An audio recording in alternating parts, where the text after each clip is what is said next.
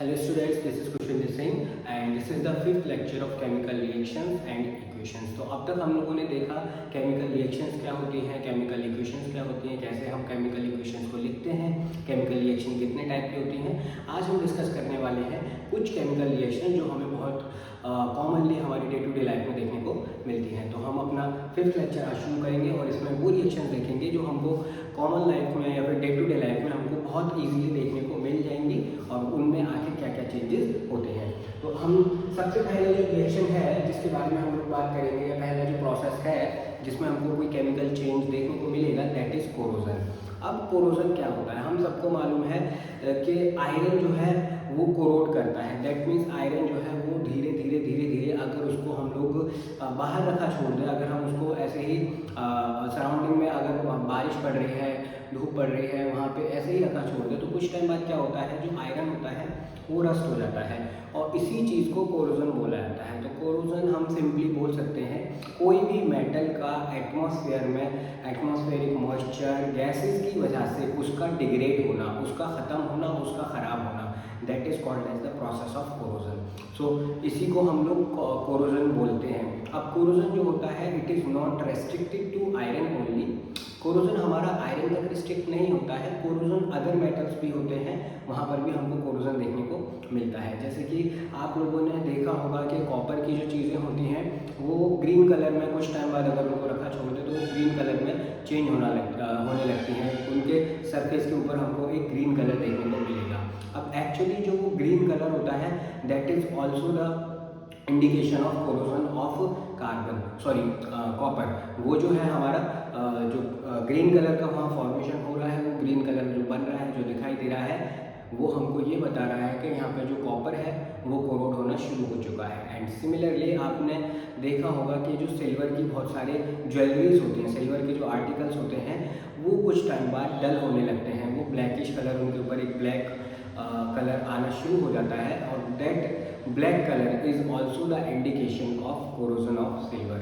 वो black colour जो है वो भी कोरोजन को हमारा रिप्रेजेंट करता है, सिल्वर हमारा कोरोड हो रहा है। तो सिंपली यहाँ पे अगर हम कॉमन इनमें से एक जो कॉमन फिनोमिना है उसको देखें तो सब में ही धीरे धीरे क्या हो रहा है, यहाँ पे हमारा जो कॉपर है, जो आयरन है, जो सिल्वर है, वो तीनों के तीनों हमारे यहाँ पे डिग्रेड होते जा रहे हैं, वो तीनों हमारे खराब होते जा रहे हैं। तो इसी प्रोसेस को हम लोग कोरोजन बोलते हैं। अब इस कोरोजन को हम लोग कैसे लिख सकते हैं, इसको कैसे समझ सकते हैं? तो corrosion can be easily represented as the gradual deterioration of a material, usually a metal, by the action of moisture, air or chemicals in the surrounding environment। Surrounding environment में जो मॉइस्चर है, जो गैसेस है, ठीक है, और जो भी उसके कंडीशंस हैं सराउंडिंग एनवायरनमेंट की, तो वहाँ पे हमारा उसकी वजह से कोई भी जनरली मेटल अगर ख़राब हो रहा है तो that process is called as corrosion. अब उस पूरे प्रोसेस को कोरोजन बोलते हैं। अब इस कोरोजन को अगर हम अलग अलग मेटल के लिए बोले तो वो हो सकता है प्रोसेस में जो प्रोडक्ट बन रहा है, जो चीज़ें अल्टीमेटली लास्ट एंड पे बन रही हैं वो डिफरेंट हो सकती हैं, but the process will be the same, process उसको कोरोजन ही बोला जाएगा। अब जैसे कि कोरोजन हम लोग लिखना चाहें कि कोरोजन का क्या एग्जाम्पल हो सकता है, तो कोरोजन में एग्जाम्पल लिखना चाहें तो हम यहाँ पे बोल सकते हैं रस्टिंग ऑफ आयरन। हम बोल सकते हैं कि आयरन की जो रस्टिंग है, आयरन पे जो जंग लगना होता है वो हमारा कोरोजन का ही एग्जाम्पल होता है। नेक्स्ट और क्या इसका एग्जाम्पल हो सकता है, टर्निंग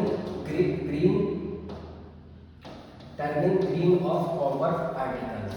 कॉपर की जो आर्टिकल्स हैं उसका कुछ टाइम बाद ग्रीन कलर में चेंज होना represent the corrosion of copper. Similarly अगर हम यहाँ पे लिखें टर्निंग ब्लैक और डल ऑफ सिल्वर, अगर हम सिल्वर को डल होता देखें या थोड़ा सा उसके ऊपर ब्लैकिश लेयर बनती हुई देखें तो हम वहाँ पर भी ये बोलेंगे that this phenomena is also related to the corrosion, ये भी हमारा कोरोजन ही है।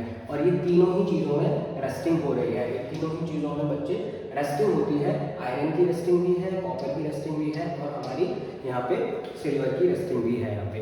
सो ये हमारा एक सिंपल कोरोजन का प्रोसेस होता है। अब आखिर क्या होता है हमारा आयरन की रस्टिंग में? हमारा क्या होता है कॉपर की रस्टिंग में, क्या होता है सिल्वर की रस्टिंग में। तो आप लोग बहुत इजीली समझ सकते हैं ये दोनों ही आयरन आर्टिकल्स हैं, but this part is rusted and this is not rusted, this is fresh. ये फ्रेश पार्ट है एंड दिस इज रस्टेड। तो रस्ट में हम लोग क्या देख रहे हैं कि ये इसने आयरन के सरफेस को खराब कर दिया है, और अगर इसको नहीं रिमूव किया, इसको नहीं रोका गया रस्टिंग को, तो धीरे धीरे ये आयरन को डिग्रेड करना शुरू कर देगा, आयरन को वहाँ से खत्म करता जाएगा, और वहाँ से आयरन खत्म होने के साथ साथ ये जो भी हमारी यहाँ पे एक चेन है वो खराब हो जाएगी। सिमिलरली हम लोगों ने देखा है ये हमारा एक कॉपर पाइप है, तो ये कॉपर पाइप पे ये वाला पार्ट जो है आपका, this part has become somewhat green और turquoise in colour, we can say turquoise और ग्रीन। ये प्योर ग्रीन भी नहीं होता है, ये प्योर ब्लू भी नहीं होता है, it is somewhat mixture of green and blue, तो हम सिंपली बोल देते हैं, लेकिन ग्रीन कलर यहाँ पे होगा इसका, ठीक है ना। तो ये हमारा ग्रीन कलर ऑफ कॉपर बोल सकते हैं कि कॉपर का ग्रीन कलर में कन्वर्ट होना, and another one is the darkening of और the turning black of silver articles. तो ये एक ज्वेलरी है जिसमें ये हमारी रस्टेड है, ये कोरोडेड सिल्वर है and this is fresh silver. तो ये तीनों ही हमारे डिफाइन कर रहे हैं रस्टिंग की प्रोसेस को, कोरोजन की प्रोसेस को। तो पहला है रस्टिंग ऑफ आयरन। आखिर रस्टिंग ऑफ आयरन में क्या होता है? तो रस्टिंग ऑफ आयरन में हमारे जो आयरन होता है, iron atmospheric moisture and oxygen के साथ रिएक्ट करता है और एक रस्ट के फॉर्म में, that is the ferric oxide. Iron जो है हमारा रस्ट के फॉर्म में कन्वर्ट हो जाता है। तो अगर हम इसको देखें, सो दिस इज आयरन, अगर हम इसकी केमिकल इक्वेशन लिखें कि रस्ट में क्या केमिकल इक्वेशन हो रही होगी, तो आयरन के साथ ऑक्सीजन रिमूव करती है, ये ऑक्सीजन आती है हमारी एयर से, इसके साथ हमारा वाटर आता है, दैट इज फ्रॉम मॉइस्चर। अब ये मॉइस्चर जो है हमारा, ये हमारा एक्स मॉलिक्यूल होंगे, हमको नहीं मालूम है कितने होंगे, but this will be some amount of water, some molecules of water, और ये हमारा कन्वर्ट हो जाता है फेरिक ऑक्साइड में। This thing is called as ferric oxide. ये हमारा फेरिक ऑक्साइड होती है and this ferric oxide is rust, और इसके साथ साथ हमारा यहाँ पे कुछ वाटर मॉलिक्यूल्स इसके साथ अटैच रहते हैं and this is the formula of rust, और ये हमारा रस्ट का फॉर्मूला होता है फेरिक ऑक्साइड Fe2O3.XH2O। ये H2O मॉइस्चर से आया, ऑक्सीजन मॉइस्चर एयर से आई, मॉइस्चर जो हमारे सराउंडिंग एयर है, और आयरन का आर्टिकल हमारे पास प्रेजेंट है। तो ये तीनों एक दूसरे के साथ रिएक्ट करते हैं और फेरिक ऑक्साइड बनाते हैं, जो कि हमारी रस्ट होती है, और इसका कलर रेडिश ब्राउन होता है। We all know the colour of this is reddish brown. ये आप कलर देख भी पा रहे होंगे, इसको कैसा कलर है यहाँ पे। उसके बाद आता है कॉपर आर्टिकल्स का ग्रीन होना। अब कॉपर आर्टिकल्स ग्रीन क्यों होते हैं? तो यहाँ पे कॉपर आर्टिकल्स का ग्रीन सिंपल ऑक्सीजन के साथ रिएक्ट नहीं करता है, बल्कि कॉपर आर्टिकल जो है यहाँ पे हमारा कार्बन डाइऑक्साइड और मॉइस्चर के साथ रिएक्ट करता है। कॉपर जो है हमारा कार्बन डाइऑक्साइड और मॉइस्चर के साथ रिएक्ट करेगा। तो कॉपर जो है अब हमारा कार्बन डाइऑक्साइड एटमॉस्फेयर से इसके साथ रिएक्ट करता है। वाटर जो है हमारा मॉइस्चर में, जो हमारा एटमॉस्फेयर में वाटर है मॉइस्चर की फॉर्म में, ये कन्वर्ट होता है, और यहाँ पे हमको दो कंपाउंड मिलते हैं, कॉपर हाइड्रोक्साइड और CuCO3, copper carbonate, and this part is the rust and this is the green part. और यही हमारा ग्रीन पार्ट होता है, जो कि हम देखते हैं, जो कि हम कॉपर के सरफेस पे पता लगाते हैं कि रस्ट हो रही है। तो the rust of copper is this and turning black of silver articles. अब सिल्वर के केस में क्या होता है?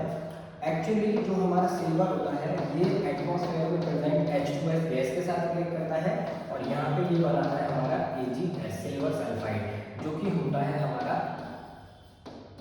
ब्लैक कलर का और डार्क कलर का। तो ये सिल्वर सल्फाइड की लेयर को अगर हम देख रहे हैं, अगर हम किसी सिल्वर आर्टिकल को ब्लैक टर्न होता देख रहे हैं, दैट मीन्स वो अब सिल्वर, उसका सरफेस जो है सिल्वर सल्फाइड में AgS में कन्वर्ट होता जा रहा है। तो ये हमारे यहाँ पे प्रोसेसेस होते हैं, ये केमिकल रिएक्शंस होती हैं, जिनकी वजह से हमारा आर्टिकल्स रस्ट होते हैं, जिनकी वजह से हमारे आर्टिकल्स कोरोड होते हैं। उसके बाद ये हमारा एक कोरोजन का प्रोसेस खत्म हुआ। अब इसी तरीके से कोरोजन के अलावा, कोरोजन तो मेटल का रिएक्शन है कि एटमॉस्फेयर की ऑक्सीजन और एटमॉस्फेयर का मॉइस्चर मेटल पे रिएक्ट कर रहा है, उसको कोरोड कर रहा है। अब सिमिलर काम हमारा एक और जगह होता है, that is the food articles. अब क्या होता है, हमारा फूड आर्टिकल जो होते हैं उसमें भी ऐसा हमको देखने को मिलेगा, उनकी रस्टिंग होगी। उनकी रस्टिंग नहीं होती, बेसिकली फूड आर्टिकल्स भी हमारे ख़राब होने लगते हैं। But before proceeding to that हम यहाँ पे कुछ रस्टिंग को कैसे प्रिवेंट कर सकते हैं उसके बारे में देखेंगे। तो रस्टिंग का जो प्रिवेंशन के क्या क्या तरीके हो सकते हैं, we all know by applying oil and grease layer. हम सब लोग ये बहुत सिंपली यूज़ भी करते हैं। आपकी बाइसिकल जो होती है, साइकिल जो होती है, उस पर अक्सर हम लोग ऑयलिंग करते हैं या ग्रीसिंग करते हैं। क्यों? सो दैट उस चेन पे कभी रस्ट ना लगे। इनकेस अगर वो चेन पे रस्ट लगती है तो साइकिल चलाने में हमको प्रॉब्लम होगी और चेन के टूटने के चांसेस बढ़ जाते हैं। तो इस चीज़ को रोकने के लिए उस पर रेगुलरली ऑयलिंग या ग्रीसिंग करते रहने होते हैं। उससे दो फायदे होंगे। पहला, जो ऑयल और ग्रीसिंग से जो चेन है वो वर्क थोड़ा सा स्मूथली करेगी, वहाँ फ्रिक्शन कम होगा, तो आपको कम पावर यूज़ करना पड़ेगा। और दूसरा कि वो हमारा चेन जो है वो जल्दी ख़राब नहीं होगी, टूटेगी। नेक्स्ट है हमारा बाय अप्लाइंग पेंट। हम पेंट को अप्लाई कर सकते हैं। हम सब ये लोग करते हैं अक्सर गर्मी के दिनों में, जो हम लोगों के घर पे कूलर्स होते हैं, ठीक है, जो कूलर्स होते हैं वाटर उसको क्या किया जाता है, अक्सर क्या करते हैं लोग पेंट करा देते हैं। पेंट क्यों कराते हैं? क्योंकि कूलर का जो काम होता है वो वाटर के साथ होता है, वाटर उसमें यूज़ होता है। तो वाटर से क्या होता है, उसकी जो बॉडी होती है, जो डेजर्ट कूलर होते हैं उनकी बॉडी जो होती है वो वाटर से ख़राब ना हो, इस वजह से एक पेंट की लेयर उसके ऊपर बना दी जाती है। अब पेंट की लेयर से क्या होगा, वाटर हमारे मेटल को कभी भी टच नहीं कर पाएगा, मेटल तक हमारा वाटर नहीं जाएगा, जिसकी वजह से वो कोरोजन प्रोसेस नहीं होगा। अगर कहीं पे से पेंट निकल जाता है, कहीं से पेंट हट जाता है, तो उस पार्ट में एक बार अगर कोरोजन शुरू हुआ तो वो कोरोजन अब पूरी की पूरी बॉडी में फैल जाएगा, क्योंकि वहाँ से अगर पेंट हट चुका है तो वो कोरोजन आगे जो पेंट हो रहा है और कहीं जगह पे वो वहाँ से भी उस पेंट को हटा देगा। नेक्स्ट क्या है, तो हम दूसरा देखा पेंट कर सकते हैं।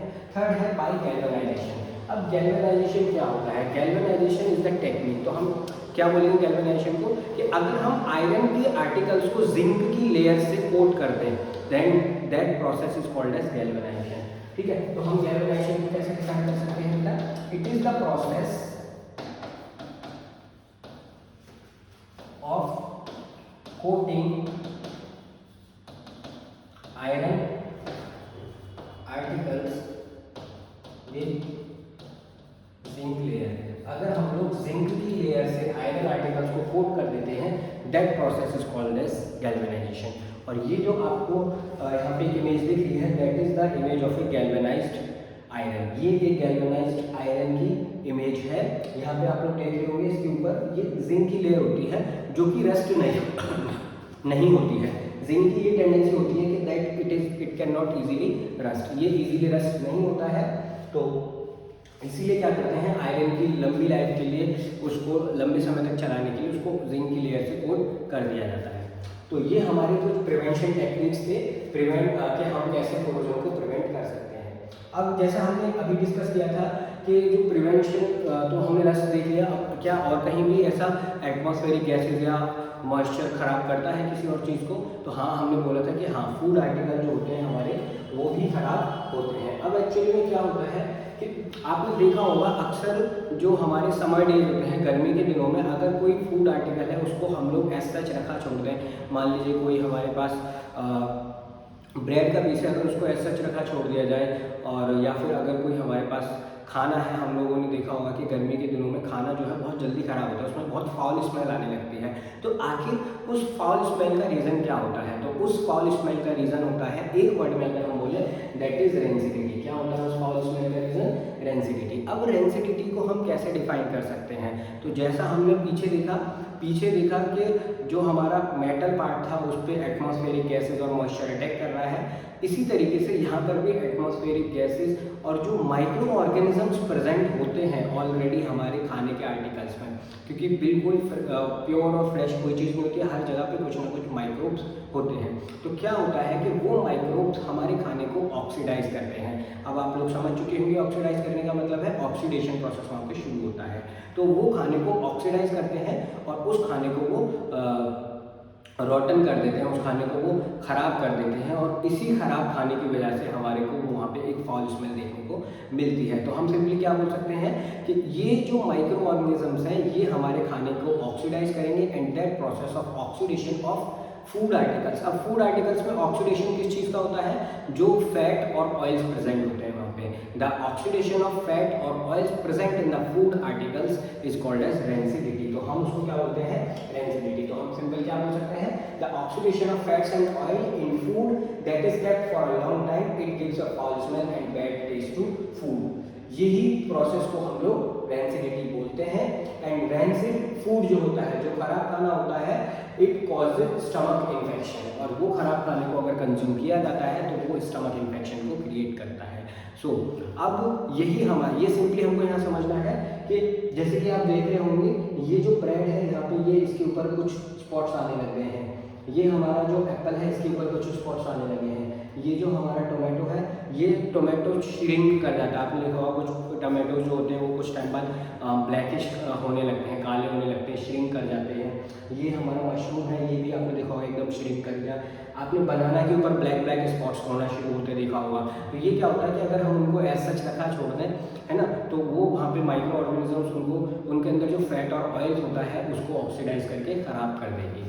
अब अगर इसको हमको ख़राब नहीं होने देना है तो क्या करते हैं, आप सब लोग समझ सकते हैं कि अगर आपको कोई भी खाने को ख़राब नहीं होने देना है तो हमारे घरों में मम्मियाँ क्या बोलती हैं कि खाने को फ्रिज में रख दो, जो फ्रूट्स हैं उनको फ्रिज में रख दो, ठीक है। अब एक्चुअली फ्रिज में रखने से क्या होता है, जो माइक्रो ऑर्गेनिजम्स होते हैं वहाँ पे उनकी एक्टिविटी बहुत कम हो जाती है, जिस वजह से खाना जल्दी ख़राब नहीं होता है। मैं ये नहीं बोलूँगा खाना ख़राब नहीं होता, क्योंकि खाना ख़राब हो जाएगा वो भी, बट अगर उस खाने को 2-3 घंटे लग रहे हैं गर्मी के दिनों में बाहर रखे हुए, तो हो सकता है कि फ्रिज के अंदर वो एक दिन पूरा ख़राब ना हो, क्योंकि वहाँ पे बहुत कम टेम्परेचर हो जाता है। और टेम्परेचर कम अगर होगा, लो टेम्परेचर पे माइक्रोब्स की एक्टिविटी, माइक्रो ऑर्गेनिजम्स की एक्टिविटी बहुत कम हो जाती है, ठीक। तो this process is called as rancidity, और ऐसे फूड को रेंसिड फूड बोला जाता है। अब इस रेंसिडिटी को हम लोग कैसे प्रिवेंट कर सकते हैं, तो रेंसिडिटी को प्रिवेंट करने का क्या तरीका है, सबसे पहला we can pack the food items in air tight containers. हम एयर टाइट कंटेनर्स का इस्तेमाल कर सकते हैं, सो दैट वहाँ पे एटमॉस्फेरिक गैसेज और मॉइस्चर ना हो और वहाँ पे माइक्रोब्स की एक्टिविटी कम हो जाए, क्योंकि अगर एटमॉस्फेरिक गैसेज और मॉइस्चर नहीं होगा तो माइक्रोब्स को वहाँ पे काम करने के लिए पूरी सूटेबल कंडीशंस नहीं मिलेंगी, और चांसेस हैं कि हमारा फूड जल्दी ख़राब नहीं होगा। नेक्स्ट है पैकिंग विद नाइट्रोजन। आप लोगों ने देखा होगा कि हम लोगों के जो चिप्स आते हैं, ठीक है ना, वो वेफर्स आते हैं, तो ये अक्सर होता तो उसमें थोड़ा सा चिप्स है, बट उनका पैकेट ऐसा फूला फूला रहता है। तो इस पैकेट को ऐसे गैस के साथ फिल करने का क्या रीज़न होता है कि हम वहाँ पे ऐसी गैस को फिल करते हैं जिसमें ऑक्सीजन ही नहीं है, यानी कि ऐसी गैस को फिल करते हैं कि जो कि रेंसिडिटी को प्रमोट नहीं करती है, तो वो गैस है नाइट्रोजन। तो अक्सर जो हमारे ये चिप्स होते हैं, वेफर्स होते हैं, ये हमारे नाइट्रोजन फिल्ड आते हैं, सो दैट उनका ऑक्सीडेशन ना हो और वो लंबे टाइम तक चल सके। अगर वो जल्दी ख़राब हो गए तो वो उनको कोई खरीदेगा नहीं ना। आपने भी देखा होगा उन पर जो एक्सपायरी डेट लिखी रहती है, कोई 6 महीने की होगी, कोई 3 महीने की होगी, 3 मंथ्स बाद एक्सपायर हो रहा है, तो वो यही होता है कि वहाँ पे नाइट्रोजन गैस हमारी ऑलरेडी फिल करके देते हैं कि उसमें जो ये रेंसिडिटी का प्रोसेस है ये ना हो, ये बहुत स्लो प्रोसेस हो। और आपने देखा होगा कि अगर आप कोई एक्सपायर्ड चिप्स गलती से खा लेते हो तो आपको उसका टेस्ट कितना गंदा लगता होगा। तो वो टेस्ट गंदा होने का यही रीज़न है कि वहाँ पे जो हमारी रेंसिडिटी है वो वहाँ पे काम कर चुकी है, जो हमारा चिप्स है उसके अंदर फूड और ऑयल जो है वो अब ख़राब हो चुका है, वो ऑक्सीडाइज हो चुका है और हमारी चिप्स अब खाने लायक नहीं रहे हैं। तीसरा तरीका है हम रेफ्रिजरेट कर दें खाने की चीज़ों को, खाने की चीज़ों को ठंडा कर दें। आपने देखा होगा एक मटर बहुत जो पी होती है ना, आपने देखा होगा फ्रोज़न मटर बहुत चलती है, फ्रोज़न पी। अब फ्रोज़न पी का यही रीज़न होता है कि उसको इतना ठंडा कर देते हैं कि वहाँ पे ये ख़राब होने के चांसेस होते ही नहीं है। वो हमेशा आप देखेंगे जो शॉपकीपर्स होते हैं उनको फ्रीज़र में डाल के रखते हैं, उनको एकदम जमा के रखते हैं क्योंकि वो ख़राब ना हो, इसीलिए वो हमें ऑल ओवर द ईयर हमें पूरे साल वो मिलती हैं। अभी ऐसा नहीं है कि सर्दियों के दिनों में हमको मिल रही है, वो हमको पूरे हमारे पूरे साल वो हमको अवेलेबल रहती है। क्यों? क्योंकि उनको रेफ्रिजरेट करके रखा जाता है। तो हम सिंपली बोल सकते हैं refrigeration is also preventive measure for rancidity. And last one is हम कुछ एंटीऑक्सीडेंट्स और प्रिजर्वेटिव्स का इस्तेमाल कर सकते हैं। अब जैसे कि एस्कॉर्बिक एसिड, तो हमारा जो चिप्स होते हैं उनमें बेटा ascorbic acid basically vitamin C को बोला जाता है। एस्कॉर्बिक एसिड विटामिन सी को बोला जाता है। तो ये प्रिजर्वेटिव है। आपने देखा होगा, आप जो भी बाजार से फूड आर्टिकल खरीद के लाओगे, फूड आइटम खरीद के लाओगे, तो आपने उसके पैकेट पे अक्सर देखा होगा एडेड प्रिजर्वेटिव ऐड किए हुए होते हैं। क्यों? क्योंकि रेंसिडिटी के प्रोसेस को रोका जा सके, कम किया जा सके। ये प्रिजर्वेटिव्स में एक एग्जांपल है आपका एस्कॉर्बिक एसिड। एस्कॉर्बिक एसिड जो है हमारा प्रिजर्वेटिव की तरह काम करता है। और आपने एक और चीज़ देखी होगी, अक्सर हम लोगों के घरों में जो मम्मी जो होती हैं वो जब अचार बनाते हैं हम लोग घरों में, तो उसमें सॉल्ट डाला जाता है। तो सॉल्ट भी एक तरीके से रेंसिडिटी को प्रिवेंट करता है। सॉल्ट अगर नहीं डालेंगे तो जो पिकल है वो बहुत जल्दी ख़राब हो जाएगा, इसलिए उसको सॉल्ट के साथ मिलाया जाता है सो दैट वो जल्दी ख़राब ना हो। और अक्सर कुछ वहाँ पे एंटीऑक्सीडेंट डाले जाते हैं, जैसे कि सोडियम बेंजोएट। ये एक कंपाउंड होता है जो कि पिकल बनाने के टाइम में डाला जाता है सो दैट वो खराब ना हो, जो उसमें ऑयल और फैट है। तो ये हमारे कुछ प्रिवेंटिव मेजर्स थे रेंसिडिटी के लिए। इसके साथ अब हमारा जो चैप्टर है जिसमें हमने क्या पढ़ा, केमिकल रिएक्शंस पढ़ी, केमिकल इक्वेशंस पढ़ी, टाइप्स ऑफ केमिकल रिएक्शंस पढ़ी, कुछ प्रोसेसेस जिसमें कोरोजन और रेंसिडिटी कॉमन है। अब ये प्रोसेस को हम लोगों को याद रखना है। इस प्रोसेस से जो सवाल बनता है वो कोई ज़्यादा मुश्किल नहीं बनता है। बस आपको ध्यान रखना है कि रेंसिडिटी में फूड आर्टिकल्स में प्रेजेंट फैट और ऑयल का ऑक्सीडेशन होता है, लेकिन कोरोजन की बात करें तो वो मेटल आर्टिकल्स का ऑक्सीडेशन होता है। मेटल आर्टिकल्स का डिग्रेडेशन, मेटल आर्टिकल्स का डिट्रोएरेशन इज कॉल्ड एज कोरोजन। तो ये चैप्टर में आज हम लोगों ने सिर्फ 2 टॉपिक देखे और इसके साथ हमारा ये चैप्टर खत्म होता है। अब इसके बाद हम लोग एक नया चैप्टर में देखेंगे, नए चैप्टर को शुरू करेंगे। तो नेक्स्ट क्लास में नेक्स्ट लेक्चर में हम लोग एक नया चैप्टर शुरू करेंगे। So thank you all for watching the video.